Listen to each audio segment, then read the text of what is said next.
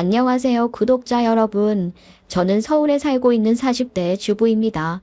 세상에 검은 머리 짐승들 많죠? 살면서 많은 사람들에게 실망도 하고 배신도 당하고 그런 일이 늘 반복되는 것 같습니다.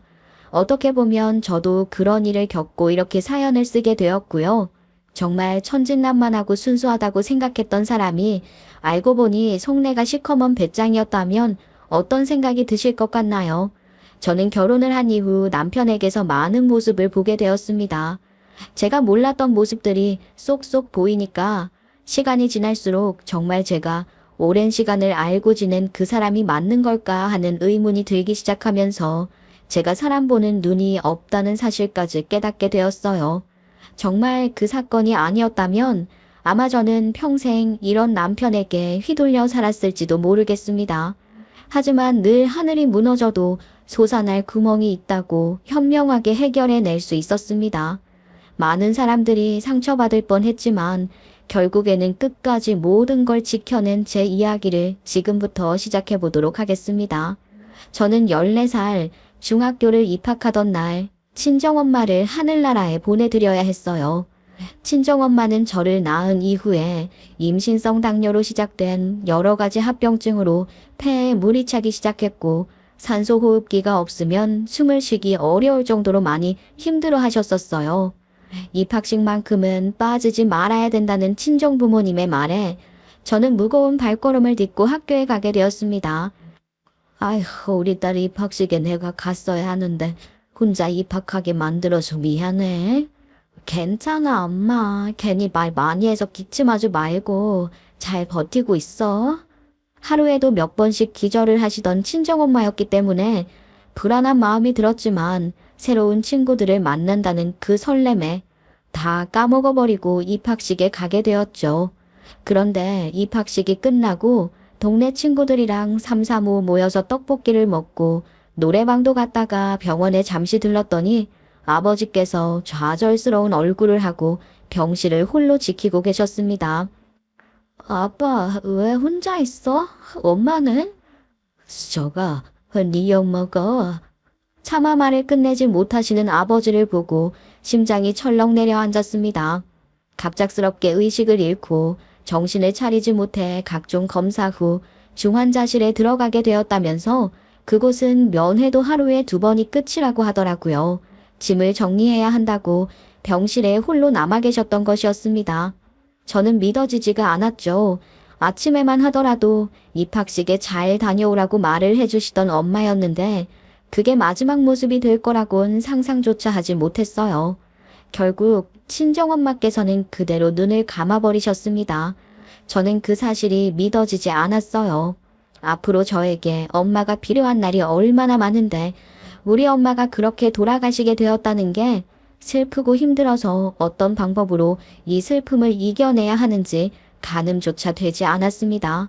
아버지께서는 공사 현장 관리 감독을 하시던 분이셨어요. 젊은 나이부터 일찍이 현장에서 구른 짬밥 덕분에 다른 팀의 관리소장들과는 다르게 젊은 나이부터 사람들을 부리기 시작하셨죠. 남들은 노가다꾼이라고 부르며 무시를 하기도 했지만 저는 아버지가 자랑스러웠습니다. 하지만 늘 바쁘셨어요.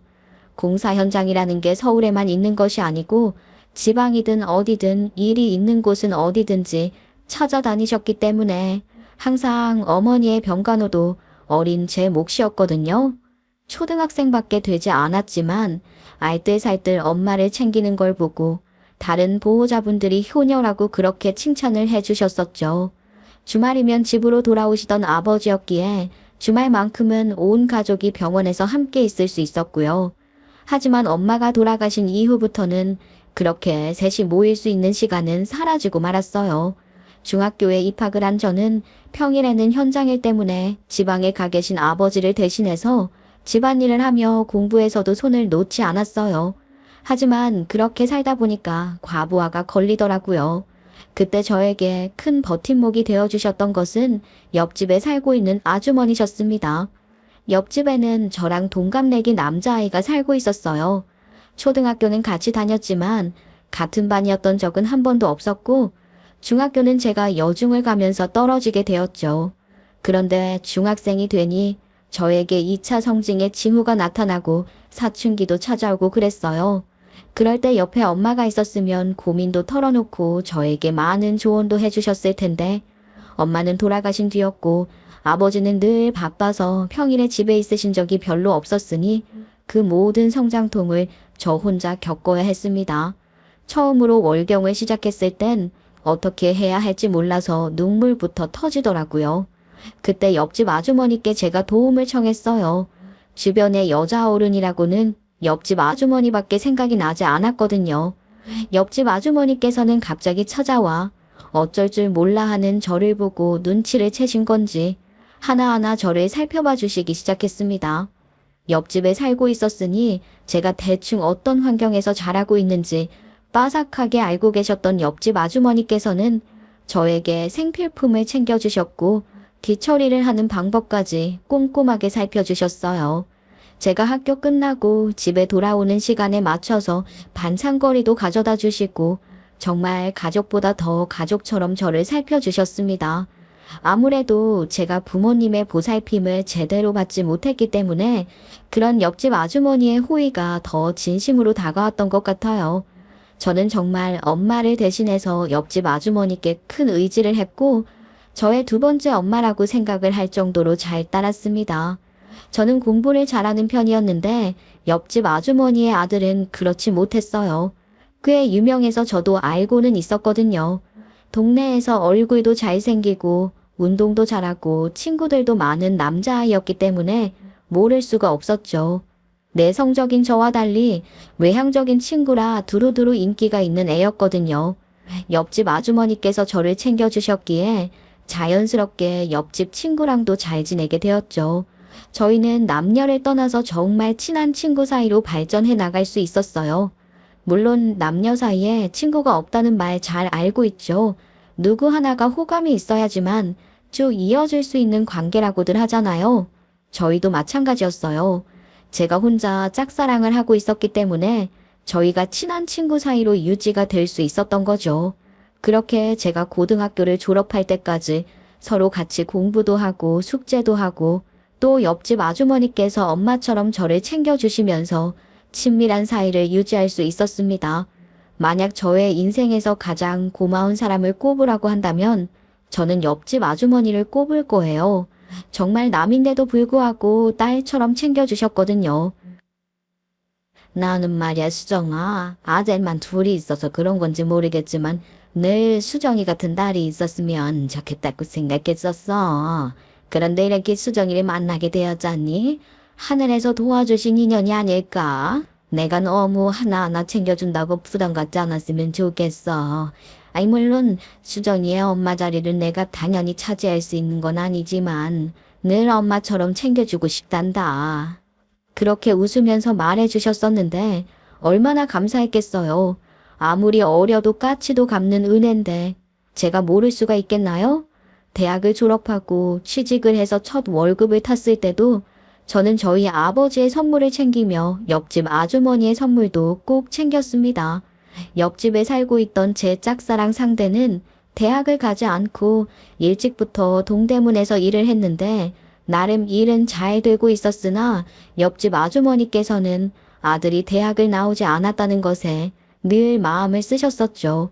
그래서 늘 저에게 이런 말씀을 하셨어요.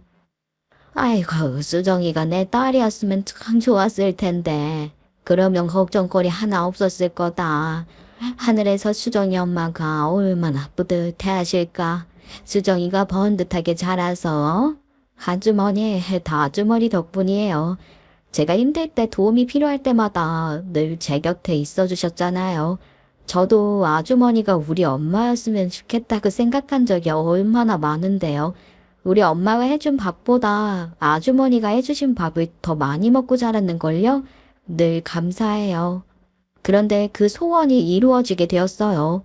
옆집에 살고 있던 아주머니의 아들, 제 오랜 짝사랑이었던 그놈이 제 남편이 되었거든요. 정말 사람 인연이라는 게 신기한 것이 아닐 수가 없었어요.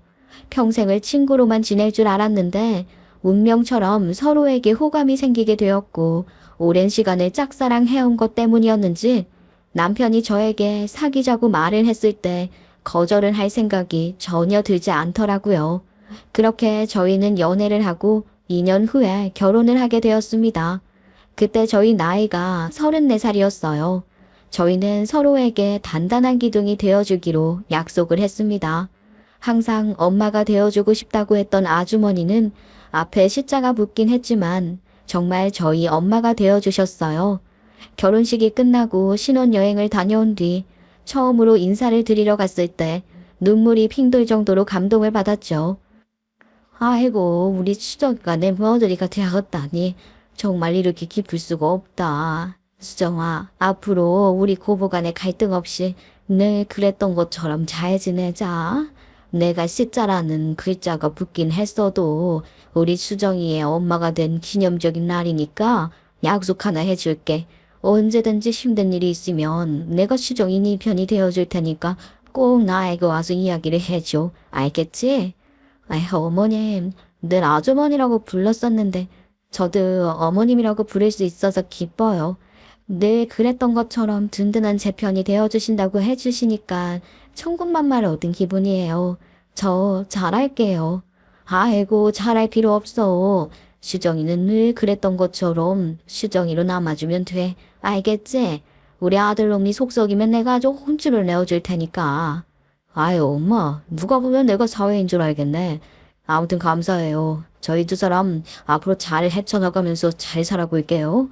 남편 또한 제 손을 꼭 잡아주면서 우리의 미래를 함께 그려가기로 약속을 했어요. 남편은 대학을 진학하지 않고 바로 동대문에 취직을 해서 옷가게에서 일을 했어요. 외향적인 성격의 사람이기도 했었고 잘생긴 얼굴 덕분에 꾸미는 것에도 관심이 많았던 남편은 동대문에서 오랜 시간을 구르다가 저랑 결혼하기 3년 전에 소매 상가에 가게를 냈어요. 도매 상가에도 지인들이 많았기 때문에 옷을 저렴하게 떼와서 마진을 붙여 팔았었죠. 장사는 정말 불티나게 잘 되었습니다. 근무 시간이 길다는 게 조금 함정이긴 했지만 남편의 번듯한 외모 덕분에 손님들도 많이 찾아왔고 돈도 그럭저럭 잘 버는 축에 속했어요. 저는 꾸준히 직장을 다니고 있었고요. 월급쟁이이다 보니까 남편이 버는 돈이 더 많아서 결혼 생활 처음에는 아무런 걱정이 없었습니다. 하지만 언제까지 이 행복이 지속될 수 있는 건 아니었어요. 제가 첫 아이를 가졌을 때 저희 엄마가 그랬던 것처럼 임신성 당뇨 때문에 엄청나게 고생을 했었거든요. 병원에서 제가 임신성 당뇨라는 판정을 받자마자 양쪽 집안은 난리가 났어요. 아버지도 그렇고 시어머니도 그렇고 저희 친정엄마가 어떤 고통을 받으셨었는지 잘 알고 계셨기 때문에 저에게 자나 때나 건강관리를 해야 한다고 신신당부를 하셨거든요. 그런데 몸이라는 게 제가 원하는 대로 움직이지 않더라고요. 만사까지 열심히 회사를 다니고 육아휴직이 끝이 나면 복직을 하려고 했던 제 계획은 무너지게 되었죠. 제가 회사에서 쓰러지고 말았거든요. 물론 아이에게는 전혀 이상이 없었지만 제가 쓰러졌다는 소식에 양쪽 가족들은 하나같이 회사를 그만두고 집에서 푹 쉬라고 안절부절 잔소리를 하셨어요. 수정아, 네 엄마가 어떻게 얼마나 고생을 했었는지 다 봐놓고 무슨 고집을 부리는 거야. 돈 그거 몇 푼이 뭐가 중요하다고 몸을 막아들이려고 그래. 그러지 말고 이 아빠가 시키는 대로 해. 회사 당장 그만두고 집에서 좋은 것만 먹고 맛있는 것만 먹으면서 그렇게 지내란 말이야. 아유, 그래 수정아. 네가 아무리 강철 체력이라고 박박 우겨도 임신하고 체력 다 떨어져서 이렇게 픽픽 쓰러지는데 어디 내 마음이나 편하겠니? 내가 집안 살림부터 도와줄 수 있는 건 다 도와줄 테니 좀 쉬어라. 내 며느리가 병원에서 골골거리는 꼴 못 본다. 아이, 그쵸 사돈 어른? 그럼요. 사돈이 아주 말을 잘하시네. 아니, 김서방이 돈을 못 벌어오는 것도 아니고 가게가 잘만 되고 있는데 왜 그렇게 회사를 못 그만둬서 안달이야? 안달이 아니라 그래도 아이 키우려면 돈도 많이 들고요. 제가 어렵게 들어가서 오랜 시간을 정부치고 일해온 회사인데. 수정아, 회사는 또 얼마든지 들어갈 수 있어. 우리 며느리 능력이 부족한 것도 아닌데 무슨 걱정이야. 하지만 한번 해친 건강은 절대 돌아오지 못하는 법이야. 그러니까 회사 그만두고 집에서 푹 좀 쉬자. 너무 답답하면 나랑 나들이 다니면서 말이야. 나는 딸이랑 나들이 가는 게 소원이었어. 남편까지도 합심해서 저에게 일을 그만두었으면 좋겠다고 말을 하는데 당연히 재간이 없더라고요. 저는 그래서 회사에 사표를 내게 되었습니다. 회사에서는 육아휴직도 넉넉한데 굳이 사표를 써야 하냐고 아쉬워했지만 온 가족이 소원이라고 저를 말리는데 제가 고집을 부릴 수는 없잖아요. 그리고 저도 무섭지 않았다면 거짓말이고요. 저희 아이가 무럭무럭 자라는 모습을 옆에 꼭 붙어서 지켜보고 싶었기 때문에 저는 사표를 내고 임신 5개월 차부터 집에서 요양을 하며 태교에만 힘을 썼습니다. 그렇게 무사히 출산을 하게 되었고 출산을 한 이후에도 혹시나 제 체력에 무슨 문제라도 생길까 싶어서 시어머니께서 매번 집으로 찾아와 반찬도 해주시고 아이도 돌봐주셨어요. 원래 임신을 하면 친정엄마의 음식이 그렇게 땡긴다고 하잖아요. 저는 거의 먹고 자란 반찬이 시어머니의 반찬이라서 그런 건지 그렇게 시어머니 음식이 땡기더라고요. 문제는 출산을 하고 나서도 그 입덧이 남아있는 건지 시어머니가 해주신 해물전, 꼬막무침, 양념게장 그런 게 미친 듯이 먹고 싶은 거예요. 그때마다 어렵사리 부탁을 드리면 한달음에 장을 봐서 쓱쓱 만들어다가 집으로 가져다 주셨어요. 매번 이렇게 부탁만 드려서 죄송해요. 제가 참 염치도 없이 매번 어머님께 귀찮은 부탁만 드리죠. 아이고 무슨 소리를 하는 거야. 당연히 우리 수정이가 먹고 싶은 건데 내가 해줘야지. 다른 사람은 몰라도 우리 수정이 부탁이면 내가 염라대왕도 만나고 온다. 아이 어머님 염라대왕은 절대 만나면 안 되죠. 천년만년 저희랑 오래오래 사셔야죠. 아이고 그런가? 그만큼 우리 수정이 부탁이라면 다 들어줄 수 있다는 소리야. 그러니까 수정아 괜히 내 걱정한다고 내 눈치 본다고 그러지 말고 먹고 싶은 게 있으면 나한테 꼭 말해야 한다. 우리 수정이 밥 해주는 게 내 즐거움이야. 정말 듣기만 해도 너무 좋은 시어머니 아니시겠어요? 저는 정말 하늘에 몇 번이나 감사 인사를 올렸는지 몰라요. 친정엄마가 일찍 돌아가셨지만 그래서 저에게 위로를 해줄 수 있도록 시어머니를 보내주신 거란 생각까지 했거든요. 그렇게 육아에도 도움을 주시고 제 일상도 늘 챙겨주셨는데 남편에게 일이 생기고 말았어요. 우리 남편 옷가게를 잘 운영하면서 버텨주고 있었는데 나라 경기가 팍팍해지고 중국과의 문제 때문에 관광객 발걸음이 뚝 끊어지면서 옷가게가 점점 불황을 맞이하게 된 거죠. 다들 허리띠를 졸라매고 있는데 누가 옷을 사러 오겠어요? 장사는 안 되고 하니까 주변 사람들이랑 같이 한탕 크게 한번 해보자면서 중국 시장에 투자를 했는데 완전히 망해버리게 된 거죠. 중국 공장에서 사기를 친 건지 물건을 사입해서 중국 시장에 판매하고 정산을 받기로 했는데 중국에서 물건을 보내서는 니들이 알아서 팔아치워 하고 떠넘겨버린 것입니다. 남편은 가뜩이나 있는 상품도 안 팔리는데 대량의 재고까지 떠안게 되었으니 우울증까지 걸리더라고요. 결국 동대문 상가를 접게 되었고 창고를 대여해서 팔지 못한 재고를 가득 넣어두었는데 그 창고 대여값은 쭉쭉 나가고 소매 상가에서 가져온 물건들에 대한 물건값도 다 치르지 못하고 벌어두었던 돈은 다 날리고 계속해서 적자를 쌓게 되었죠. 저도 일을 그만둔 상태였기 때문에 돈이 들어올 구멍이 없었어요. 여전히 현장 노가다 일을 하시는 아버지께서 생활비를 조금 지원해 주셨지만 제가 나이 30대 후반에 아버지께 손을 벌리면서 사는 건 좀 아니지 않겠어요? 그렇게 남편이 백수가 된 지 1년째가 되는 날 눈덩이처럼 불어난 빚 때문에 집까지 빨간 닥지가 붙을 위기에 처하고 말았죠. 아직 4살밖에 되지 않은 아이에게도 미안하고 어떻게 해야 할지 모르겠는 상황에서 구세주처럼 시어머니께서 도움을 주셨습니다. 저는 정말 하느님께 감사할 지경이었어요. 어떻게 이런 시어머니를 만나게 되었을까? 제 인생의 가장 큰 축복이라 여겼죠. 시어머니께서 저희 남편의 빚을 다 갚아주셨습니다. 그런데 빚을 갚아주셨다고 해서 저희 생활비까지 처리가 되는 건 아니었어요. 언제까지 옷을 창고에 썩혀둘 수도 없는 노릇이고 그 와중에 남편은 우울증 때문에 집 밖으로 나가지고 않고 저는 안 되겠다 싶어서 그 옷을 팔아치우기로 결심했습니다. 할 줄 아는 건 없었지만 회사 생활을 했었던 그 경험으로 중고거래 사이트에서 옷을 하나둘 팔아치우기 시작했어요. 그래도 나름 유행하는 옷이었던 터라 10개를 올리면 5에서 6개는 팔리더라고요. 그래서 저는 아예 대형 사이트에 판매자 등록을 하고서는 옷을 전부 올려 팔기 시작했습니다. 개인 SNS를 열어서 홍보를 하기도 했고 나름 육아를 하면서 얻는 정보들까지 올려가며 사람들을 끌어모았어요. 그렇게 딱 6개월이 지나니 재고의 반절은 팔았더라고요. 그리고 돈을 번다는 생각보다는 처리를 해야 한다는 생각으로 최소 마진만 생각하면서 팔았기 때문에 반응이 좋은 옷들은 불티나게 품절이 되었습니다.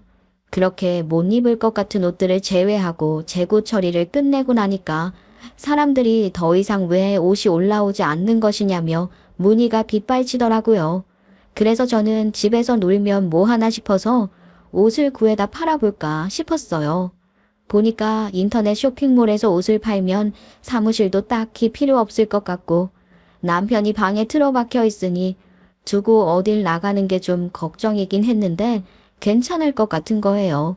게다가 제 사이트를 이용하는 고객들이 엄청 많은 건 아니었으니까 혼자서 업무를 보는데 어려움도 없었고요. 사업이 커지면 그때 사무실을 내도 늦지 않겠다 싶어서 남편 몰래 도매 상가를 돌면서 제 눈에 예쁜 옷들을 하나둘 골라다가 팔기 시작했어요.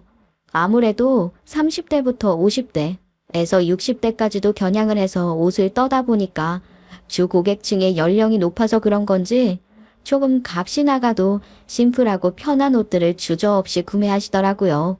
그 점을 노려서 장사를 시작했죠. 처음에는 혼자서 아등바등하며 하다가 남편이 저에게 조언을 해주더라고요. 도매상가에 가서 옷을 살 때 상인들끼리 쓰는 용어들부터 시작해서 어떻게 사입을 해야 저렴하게 구매를 할 수 있는지까지 하나하나 알려주었어요. 본인은 옷 장사를 해서 크게 되었으니 반대를 하고 싶지만 해보고 싶으면 해보라며 조언만 해준 거죠. 남편의 조언은 엄청나게 큰 도움이 되었습니다. 용어를 몰라서 덤터기를 쓰거나 무시를 당한 적도 많았는데 그런 게 싹 사라지더라고요. 저는 본격적으로 옷 장사를 시작했고 남편은 저에게 별로 좋은 일은 아닌 것 같다고 반대를 슬그머니 하면서도 제가 잘 하고 있는지 가끔 참견을 해주었어요. 그 참견이 초보인 저에게는 도움이 되더라고요. 그렇게 3년 열심히 달린 결과 저는 소위 말하는 젊줌마 할줌마들의 지갑을 여는 옷 장사를 하게 되었어요. 젊은 사람들은 워낙 예쁜 옷이 넘치는 쇼핑몰이 많잖아요. 그런데 정작 나이가 조금 있는 사람들을 위한 쇼핑몰은 별로 없더라고요. 옷들도 하나같이 작게 나와서 사이즈 고르는 것도 힘든데 저는 넉넉한 사이즈들의 옷들을 가져다 놓으니 반응이 꽤 좋았죠. 그렇게 제가 돈을 만지면서부터 살림살이에도 여유가 생기기 시작했습니다. 시어머니도 친정아빠도 정말 저에게 대견하다는 칭찬을 많이 해주셨어요. 하지만 저는 시어머니께 정말 그 어떤 것보다 감사한 마음이 컸습니다. 아무래도 도매상가를 둘러보려면 새벽부터 아침까지 봐야 하는데 아이가 있으니 쉽지 않더라고요. 남편은 뭐 하냐 하시는 분들도 계시겠지만 저희 남편 투자가 망한 이후에 극심한 우울증에 걸려서 상담센터 다니면서 약을 복용하고 있는 수준이었어요. 각방을 쓰기 시작했고 방에 틀어박혀서 잘 나오지도 않고 밥도 잘 안 챙겨 먹었기 때문에 그런 남편에게 아이를 맡기고 집안 살림을 맡기고 나간다는 게 어려웠죠. 제 고민을 알아주신 시어머니께서 많이 도와주셨습니다. 육아를 전담해 주시고 저 고생한다고 매번 뜨끈한 밥도 차려주시고 정말 눈물이 핑 돌 것 같았죠. 친정아빠께서도 주말에 자주 찾아와 도와주셨지만 남편 놈은 코빼기도 비추지 않았어요. 그래도 온 가족이 잔소리 한 번을 하지 않았습니다. 혹시라도 남편이 더 우울해질까 싶어서요. 그렇게 정신없이 시간을 보내던 어느 날이었습니다. 사업이 잘 풀리고 나니까 남편도 빼꼼 고개를 내밀더라고요. 하루는 저에게 조심스럽게 다가와서는 운동을 배워보고 싶다는 소리를 하더라고요. 저는 깜짝 놀랐어요. 병원에서 늘 남편에게 햇볕을 봐야 한다. 우울하다고 해서 방에 틀어박혀 있으면 안 된다. 바깥에 나가려고 노력을 해보라고 말을 했었는데 남편은 밖에 나갈 힘조차 없다면서 제가 아이랑 같이 산책이라도 가자, 놀이공원이라도 가자 할 때마다 거절을 했었거든요. 그런 남편의 입에서 먼저 운동이라는 이야기가 나오는데 기쁘지 않을 사람이 어디 있겠어요. 운동? 무슨 운동이 하고 싶은데? 헬스 같은 거 하고 싶은 거야? 그런 건 개인 PT를 붙여야 하나? 솔직히 실내에서 하는 운동은 좀 재미가 없을 것 같고 그런 거 말고 밖에서 좀 신나게 할 수 있는 운동을 하고 싶어. 아, 그러면 축구나 야구 같은 거? 그런 건 뛰어다녀야 하니까 힘들 것 같고 골프를 한번 배워보고 싶은데. 남편이 제 눈치를 슬쩍 보면서 이야기를 하는데 골프도 괜찮겠다 싶더라고요. 40대가 된 저희 주변에 골프를 치는 사람도 많았고 골프라는 운동이 많이 걸어야 하는 운동이기도 하고 밖에서 하는 스포츠이기도 하잖아요. 물론 장비값이나 골프장에 한번 갈 때마다 들어가는 돈이 많이 든다고는 하지만 일주일 내내 가는 것도 아니고 시즌이 있는 운동이니까 괜찮겠다 싶었습니다. 그래서 남편에게 골프를 배워보라고 했어요. 남편은 신이 나서 골프 연습장에 등록을 했고 거기서 레슨도 받으면서 골프를 시작했습니다. 저는 그런 남편의 변화가 기뻤어요. 그래서 남편이 사달라고 하는 장비를 아낌없이 지원했습니다. 물론 제가 대형 쇼핑몰 사장님들만큼 몇십억대의 매출을 올리는 것은 아니었지만 제가 회사를 다닐 때 연봉보다 2배, 3배 정도는 더 벌었던 것 같아요. 게다가 혼자 일을 대부분 했고 배송을 하기 위해서 포장하고 검수하는 부분만 알바생을 썼기 때문에 월급을 줘도 마진이 꽤 많이 남았죠. 남편은 골프를 치러 다니면서 점점 활동량도 늘어나고 성격도 본래 외향적인 성향으로 돌아가는 듯 했어요. 저는 정신없이 바빴죠.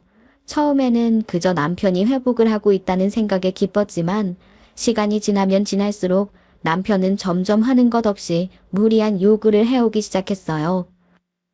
여보, 이번에 내 골프 쳐가지고 사람들이 말을 좀 하더라고. 실력은 좋은데 채가 너무 싸구려라서 제 실력이 안 나온 것 같다고. 그래서 말인데 나 골프채 좀 사도 될까? 얼마나 하는데? 아니 지금 쓰는 골프채도 산지 몇 개월 안 된 거 아니야? 아니야. 이거 그래도 내가 처음 골프 배울 때 산 거라서 좀 됐지. 골프채라는 게 그렇게 자주 바꾸면서 쓰는 물건인 거야? 나는 다 그게 그거 같던데. 사람들이 유명한 브랜드 쓰는데 나도 비슷한 급은 쓰고 싶어서 말이야. 골프채라는 게 남들한테 보여주는 스포츠도 아니면서. 아, 그래서 사줄 거야 말 거야? 안 사줄 거면 얼마나 하는지 물어보지는 말지. 에이, 괜히 사람 기대하게 해놓고. 됐어, 안 사. 그냥 남들한테 무시당하면서 치러 다니지 뭐. 남편이 그렇게 뿔을 확 내는데 당황스럽더라고요. 남편은 본인 사업이 망한 이후에 정말 단 한 번도 일을 하지 않았어요. 제가 어떻게든 우리 가족 먹여 살리겠다고 힘을 쓰는 동안에도 집에서 탱자탱자 방구석에 처박혀 지내면서 아이를 위해 뭐 하나 해주는 거 없이 첨언만 가끔 해줄 뿐이었죠. 물론 그 첨언이 제 사업에 상당한 도움이 되어주긴 했지만 어쨌든 제 사업이 잘 됨으로써 우리 가족이 안정적으로 다시 생활을 할 수 있게 된 것이잖아요. 그런데 남편은 본인이 그동안 우리 가정의 기반을 다져놨고 그로 인해서 지금까지 먹고 살 수 있었던 것이라고 생각을 하고 있더라고요. 틀린 말은 아니지만 남편이 정신을 차리고 일을 했으면 좋겠다는 생각도 했죠. 제 사업이 막말로 언제까지 쭉 이어질 수 있을지는 모르는 일이었으니까요. 어느 날 아침부터 아이가 칭얼거리더라고요. 학교에 가야 하는데 침대에서 일어나지도 못하고 끙끙거리길래 이마를 만져보니까 불덩이처럼 열이 나는 겁니다. 깜짝 놀라서 체온을 재니까 39도에 육박하는 열이 나고 있는 거예요. 방에서 쿨쿨 자고 있는 남편을 깨워다가 아이를 데리고 병원에 좀 가보라고 말을 했습니다. 그랬더니 남편이 비몽사몽해서는 일어나지도 못하더라고요. 여보, 애가 지금 열이 엄청나게 나. 몸이 불덩이라고. 나 출근해야 하는데 당신이 좀 애 데리고 병원에 가줘. 어? 아, 나 어제 운동 끝나고 새벽까지 술 마셔서 아직 술이 안 깬 것 같은데. 그렇게 말을 하는데 정말 남편 몸에서 술 냄새가 나는 겁니다.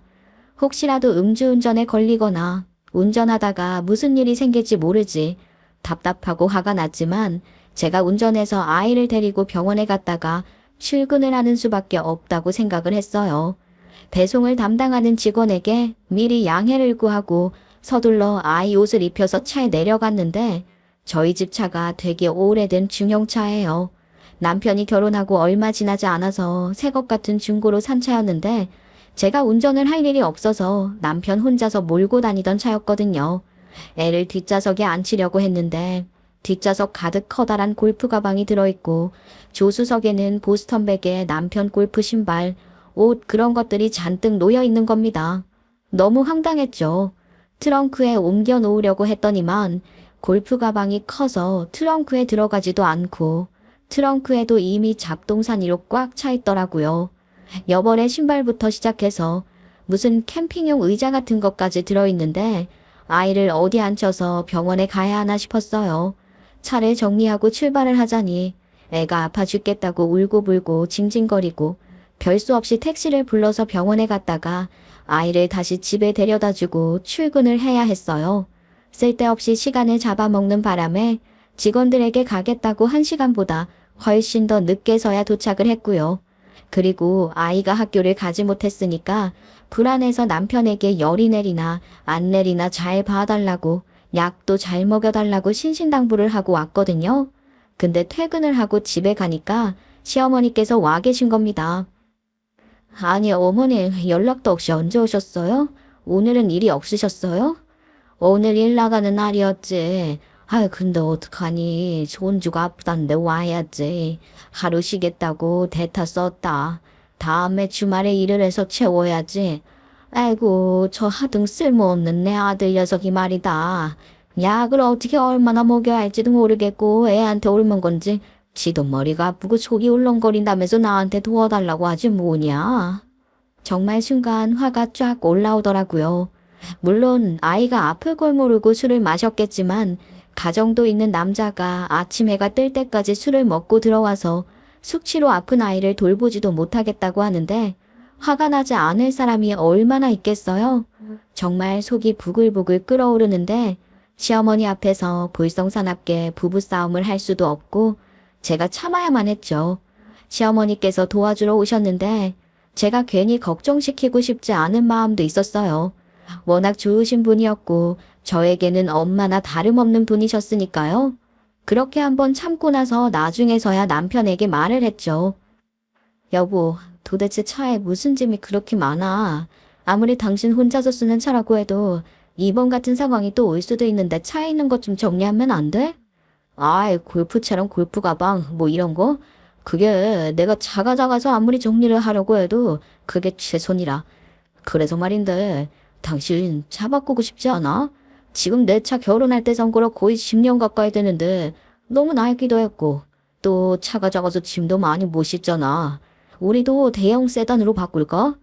멀쩡한 차를 왜 바꿔? 내가 차를 타고 다니는 것도 아니고 당신 혼자 골프 치러 다닐 때만 끌고 다니는 차나 다름없는데 낭비지. 대형 세단이 뭐 한두 푼 하는 것도 아니잖아. 아니 남들은 죄다 외제차 끌고 다니는데 나만 국산 중형차 끌고 다니는 것도 좀. 지금 고작 골프 치러 갈 때 차 자랑하고 싶어서 그러는 거야? 당신은 하차감이라는 말도 몰라? 다들 좋은 차 끌고 다니는데 나만 그렇게 자랑하고 싶어서 골프 치겠다고 한 거 아니잖아. 당신이 돈을 벌어오는 것도 아니면서 정신 안 차릴 거야. 애가 지금 초등학생인데 당신이 집에만 있으면서 애한테 뭐 해주는 것도 없고. 아, 왜 또 잔소리야. 그러길래 처음엔 애가 골프를 친다고 했을 때 반대를 하지 그랬어. 뭐라고? 아, 그게 지금 무슨 소리야. 그리고 당신 사업할 때 내 도움 없었으면 지금까지 자리를 잡을 수 있었을 것 같아? 이제 와서 생활비 책임진다고 나한테 이러는 거 취소해. 남편이 적반하장으로 나오는데 기가 막혔어요. 그렇게 차를 사달라는 남편과 대치를 하면서 말도 안 섞고 지내기를 일주일쯤 지났을 때 아버지의 사고 소식을 들었습니다. 지방에 있는 현장에 운전을 하고 가시다가 엔진에 문제가 생기면서 도로에 멈추게 되었는데 뒷차가 감속을 제대로 하지 못해서 아버지의 차를 치고 만 것입니다.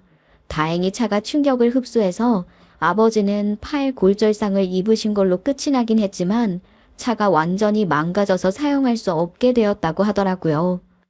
아버지 괜찮으세요? 이만하길 천만 다행이지. 하늘이 도운 사고라고 하더라. 뒷차도 이상해서 감속하고 있었는데 거리 조절이 잘 안 됐나 봐.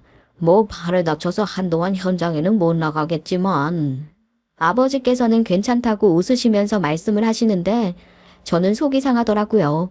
제가 양가 어르신들께 생활비를 조금씩 지원을 해드리곤 있었지만 두 분 모두 자식들에게 피해를 끼치고 싶지 않다고 하시면서 사회생활을 하고 계신 것이었거든요.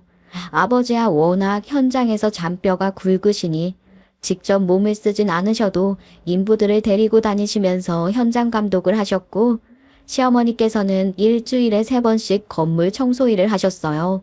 아무튼 아버지께서는 팔에 깁스를 하시게 되었는데 차가 완전히 망가졌으니 당장 지방공사 현장을 가보셔야 하는데 난감하게 대중교통을 이용하셔야 했죠.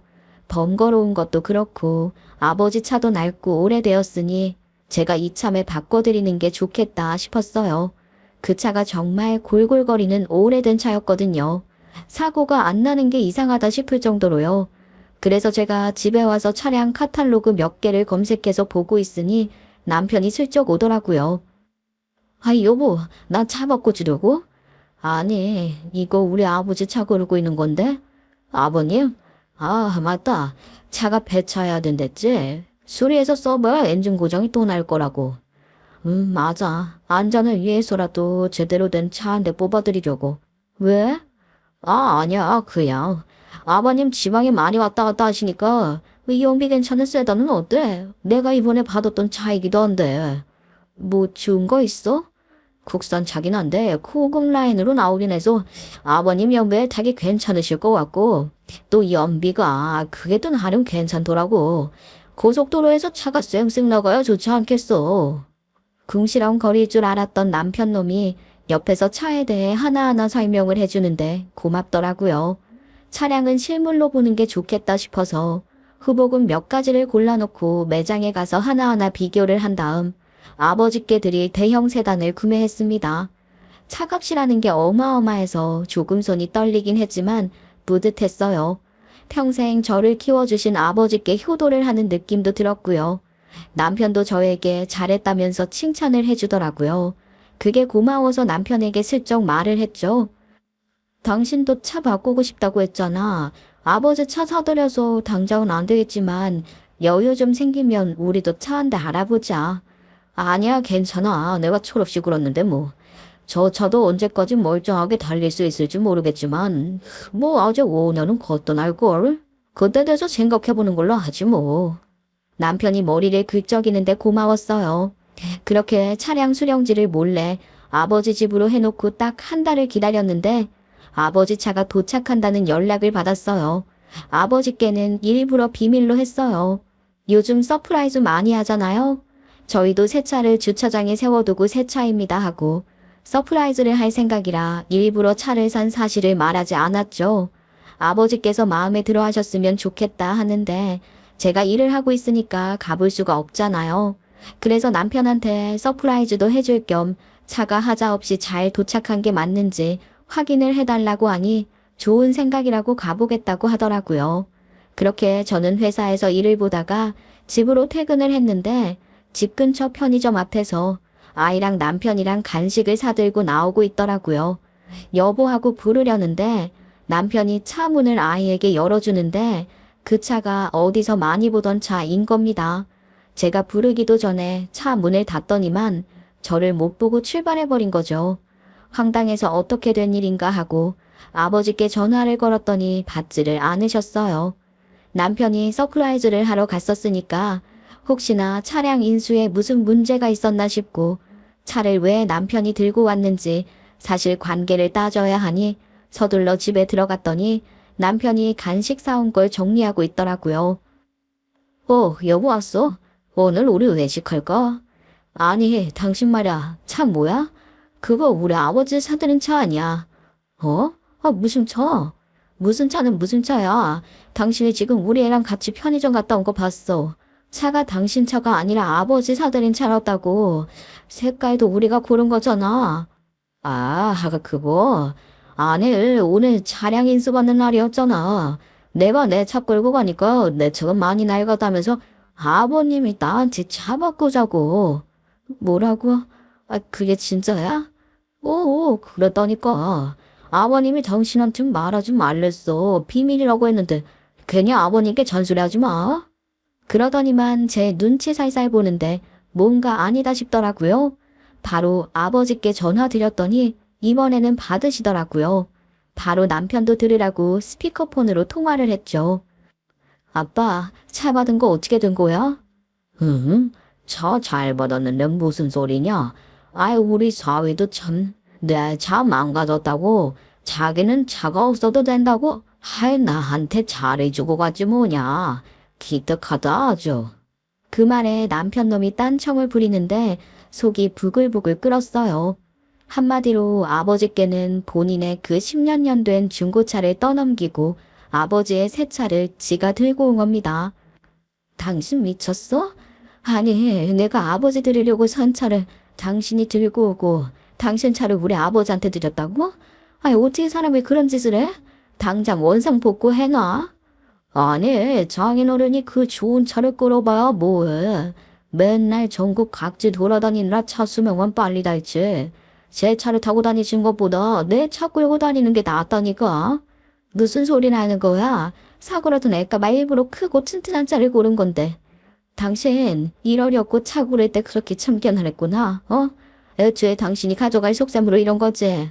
여보, 솔직하게 말해서 70 먹은 노인네한테 그렇게 좋은 차가 왜 필요해? 아니, 지방 돌아다니면서 차 다 고민될 건데 그렇게 좋은 차가 왜 필요하냐고. 앞으로 운전을 하시면 얼마나 하겠어. 노인네들 그거 운전하면 사고 난다고 면허증 반납해야 된다고 말이 나오는 세상인데 장인어른도 이제 현장 다니시기 뭐를 알고 끽해봐야 차 운전 얼마나 더 하신다고 그렇게 비싼 차를 돌리냐고. 앞으로 내가 더 탈 날이 많을 텐데. 그 순간 더 이상은 안 되겠다는 생각이 들었어요. 맨날 골프 치러 다닌다고 지 멋대로 사는 것도 열받았고 탱자탱자 놀면서 누릴 거 다 누리는 것도 열받았어요.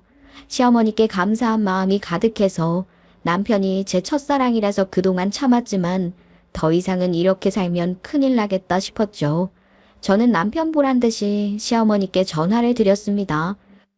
어머님, 갑자기 전화드려서 놀라셨죠? 다른 건 아니고요. 저희 아무래도 정리를 해야 할 것 같습니다. 이유는 그 사람에게 들으시고 지금 살고 계신 그 집도 정리할게요.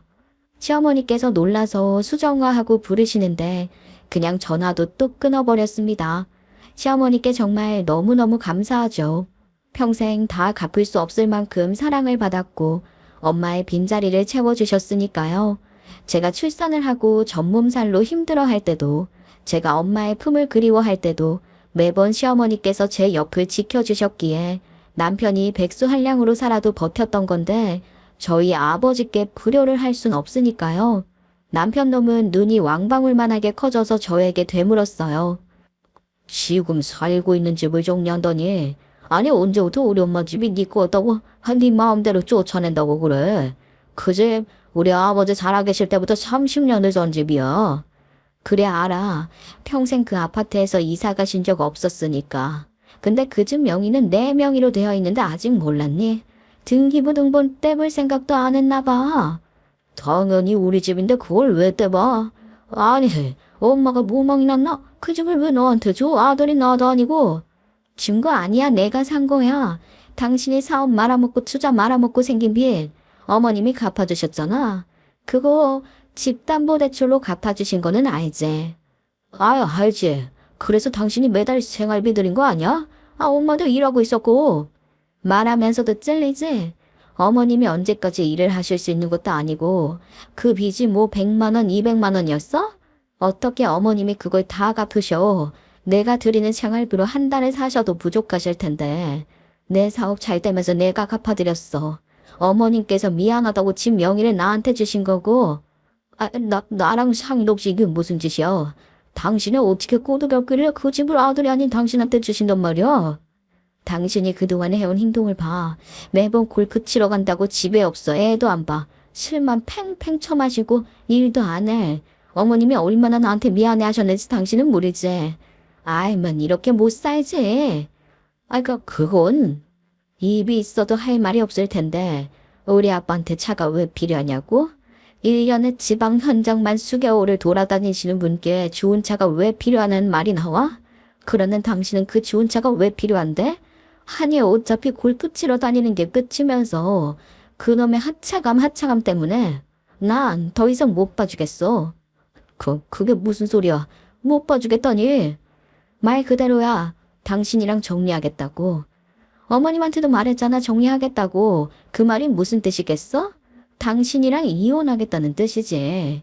어머님께 집 나오시라 했잖아. 70 먹은 노인네한테 집이 왜 필요해? 당신 엄마도 필요 없는 건 왜 안 가지지? 나랑 이혼하고 아들이랑 같이 오순도순 살면 되겠네. 내 이혼? 갑자기 무슨 이혼이야? 뭐 이런 일로 이혼을 한다고. 당신 알잖아. 내가 차를 얼마나 가지고 싶어 했는지. 그렇다고 우리 아버지 사들은 차를 가져오는 게 말이 되는 소리야? 당신은 그래도 되고 나는 그러면 안 돼? 어차피 다 내 돈인데 뭐 어때? 이제 당신이랑 결혼할 때 반반 해온 집이니까 이것도 반 갈라. 그러고 깔끔하게 이혼하자. 당신이 어떻게 나한테 이럴 수가 있어. 어릴 때부터 우리 엄마가 당신을 얼마나 예뻐했는데 집까지 빼앗는 게 말이 돼. 내 집에서 나오라고 한 게 뭐. 당신이랑 앞으로 안 산다고 해도 어머님 챙기는 건 내가 알아서 할 거니까 신경이나 꺼. 내가 어머님 때문에 당신 같은 짐덩어리까지 데리고 살아야 할 이유가 있겠어? 없지. 당신은 욕심 때문에 기회를 걷어찬 거야. 제가 싸늘하게 말을 하니 남편 놈 아무 말도 못하고 어버버하고 있더라고요. 저는 다용도실에 있는 커다란 비닐봉투 2개를 꺼내서 남편에게 던졌어요. 내가 사준 골프용품은 중고로 팔아치울 거니까 그런 줄 알고 네가 네 돈 주고 산 집만 챙겨. 별거 없을 것 같아서 봉투 2개면 충분할 것 같더라. 여보, 잠시만. 아니, 우리가 지금 살아온 세월이 10년인데 이렇게 한순간에 나를 버린다고? 여보, 우리 아이도 있어. 근데 어쩌라고. 애한테 네가 어떤 아빠인지는 생각해보고 말하는 거야? 애 핑계로 어떻게든 질질 끌어가려고 하지 마. 나는 너에게 몇 번이나 기회를 줬고 그걸 발로 찬 건 너야. 사람이 적어도 양심은 가지고 살아야지 안 그래? 우물쭈물하지 말고 짐 싸. 이혼 마무리될 때까지는 어머님 살고 계신 집 안 팔 테니까 거기가 있고 이혼 마무리되는 즉시 집 빼야 할 거야? 아니, 적어도 집을 구할 시간을 줘야지. 내가 지금 돈을 벌고 있는 것도 아니고 돈이 있어도 집도 구하고 그 사정은 내가 왜 봐줘야 하는데. 남인데. 그리고 샤키도 내놔. 우리 아버지 차. 우리 아버지 집에 있는 네 차는 네가 들고 가고. 남편은 어쩔 줄 몰라 하며 저에게 차키를 넘겨주었어요. 그리고는 제가 등을 돌리자마자 무릎을 꿇고 빌기 시작했습니다. 여보, 미안해. 내가 생각이 짧았어. 내가 당신 귀한 줄 모르고 당신이랑 오랜 시간을 알아와서 당신이 이렇게 마음을 돌릴 줄도 모르고 이미 늦었어. 내가 그동안 참고 살았던 건 당신을 사랑해서가 아니라 어머님 때문이었다고. 나에게 엄마나 다름없으신 분이라 당신이랑 이혼하고 나면 남남처럼 살아야 하는 게 싫어서 버틴 거야? 근데 어머님이 그러더라. 네가 백수 한량으로 답 없이 사는 거 보고 애가 아픈데도 약 하나 먹일 줄 몰라서 어머님 호치한 거 보고 우리 사이가 쉽게 무너질 사이는 아니니까 고통받지 말고 마음 가는 대로 하라고. 어머님이 보시기에도 내가 당신을 사랑해서 같이 사는 것처럼 보이진 않으셨나 봐. 어머님 눈에도 보이는 사실을 당신만 몰랐다는 것도 이상하지 않아. 여보, 진심으로 나랑 이혼할 거야? 정말? 내가 언제 빈말하는 거 봤니? 그동안 이렇게 살아온 게 이용하다. 그러니까 짐 싸서 가. 남편은 좌절한 채로 비닐봉투 2곳에 옷가지 몇 개를 챙겨서 터덜터덜 나가더라고요. 시어머니께서 연락을 주시진 않을까 했는데 제 마음을 이해해 주신 건지 따로 연락은 오지 않았습니다. 저도 죄송해서 어떻게 연락을 드려야 할지 모르겠더라고요. 그리고 며칠 뒤 저는 남편에게 이혼 서류를 보냈고 남편은 끝까지 저를 찾아와서 매달렸지만 저는 이미 단호하게 마음을 먹었기에 남편을 용서해 주지 않았습니다. 그렇게 3개월이 지난 뒤 저희는 법적으로 남남이 되었고 같이 살던 집을 정리해서 반절을 뚝 떼어 남편 아니 시어머니께 드렸어요. 어머님, 정말 죄송해요. 제가 무슨 말씀을 드려야 할지 모르겠어요. 예, 시정아, 네가 뭐가 미안하니? 그동안 나도 참 답답했다. 아이, 우리 아들놈 때문에 너랑 사이가 멀어지기라도 할까봐 누구 하나 편도 못 들고 참 소갈이 많이 했는데 오히려 속 시원하다. 이제 내 며느리 수정이 아니고 내 딸 같은 수정이 아니니 물론 아쉬운 게 없다고는 못하지만 내가 무슨 할 말이 있겠니? 저도 참 면목 없습니다. 그게 어디 우리 잘못이니? 저놈 잘못이지. 그러니까 마음 잘 추스르고 웃으면서 얼굴 볼 수 있을 때 연락해라. 당연히 속이 상하셨겠지만 끝까지 저에게 티를 내지 않으셨어요. 그 뒤로 저는 여전히 매달 용돈을 드리고 있습니다. 끝까지 받지 않겠다고 극구 거절을 하시며 저에게 다시 돌려주시기도 했지만 돌려주시면 다시 보내드리고 그렇게 몇 번의 티격태격을 반복한 끝에 어머님께서는 딸이 주는 용돈이라 생각하고 받으시겠다고 했어요. 신혼집 살림 정리한 돈으로 투룸 빌라를 얻어서 전 남편이랑 어머님이랑 같이 지내고 있다고 하셨는데 전 남편놈 일자리를 못 구해서 엄청나게 구박을 받았더라고요. 결국 그 인간이 어디에 취직했는지 아십니까? 저희 친정아빠께서 관리하시는 노가다 인부로 취직했어요. 매일같이 시멘트 나르고 공구리 친다고 하던데 아주 죽기 일보 직전까지 아버지께서 굴리신다고 하더라고요. 그의 심한 놈. 감히 희한 진주와 준 우리 딸도 못 알아보고 땡. 그 놈이 아주 볼 발로 찼지. 내가 내년에는 은퇴할 건데 그 오전에 저놈 아주 뭐가 닦고 만들고 은퇴할 거다. 여기서도 미운오리 저기서도 미운오리. 아주 전 남편 인생 훤하게 보이시죠? 그러길래 정신 좀 차리고 살았으면 좋았을 것을 버스가 떠난 뒤에 발 동동 구르면 뭐 하겠나요? 자업자득이죠. 앞으로 제발 사람답게 살아서 어머님 마음에 비수를 꽂지 않길 바라며 제 이야기는 여기서 마치도록 하겠습니다. 감사합니다.